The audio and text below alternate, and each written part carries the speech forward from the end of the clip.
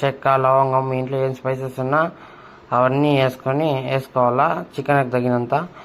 మళ్ళీ మీకు ఉప్పు కూడా అంతే, మీకు ఎంత చికెన్ తెచ్చుకుంటారో దానికి తగినంత ఉప్పు, కారం కూడా వేసుకోవాలా. మేమైతే ఎక్కువ కారం తింటాము ఇంట్లో, సో కాబట్టి మేము 3-4 స్పూన్ల కారం వేసుకున్నాము.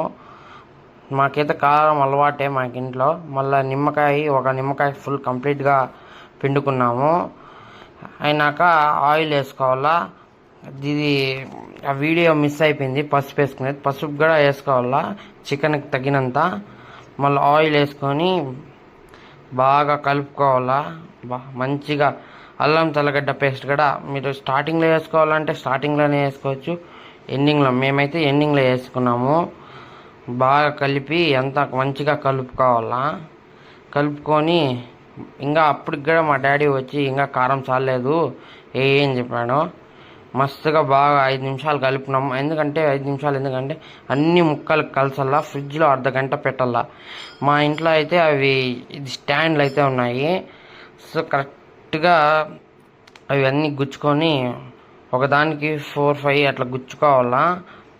అంతా బాగా గుచ్చుకొని, మా ఇంట్లో అయితే మాకు బ్లోవర్ ఉంది, ఎందుకంటే మా నాయన బంగారు పని చేస్తాడు కదా. సో అంతా గుచ్చుకొని చేసుకున్నాము. జస్ట్ మిస్ చేయి కాలిపోతా ఉండే. సో ఇలా కాల్చుకొని బాగా కాల్చుకోవాలా. అంతా మంచిగా కాల్చుకోవాలా. ఈ పక్క ఆ పక్క చూసుకొని కాల్చుకోవాలా. దీంట్లో నుంచి ఎక్కువ నూనె అనేది కారుతుంది. సో అన్నీ పైనకి చేర్చుకోవాలి. మీకు వీడియోలో మేము కిందకి చేర్చుకున్నాం కాదు, అట్లా కొంచెం పైనకి చేర్చుకొని మధ్యలో ఆయిల్ అంటిస్తూ ఉండాల. సో ఇలా కాలినాక ఇలా అవుతాయి. మనము అట్లే పట్టుకున్నామంటే కాలుతాయి. సో స్పూన్లో పట్టుకొని మెల్లిగా కాల్చాలి. అట్లా ముక్క ఇరిగిపోవాలా, అట్లా తీసేటప్పుడు ఇరుక్కోవాలా. సో అప్పుడే ఉడికింది అని అర్థం గైస్.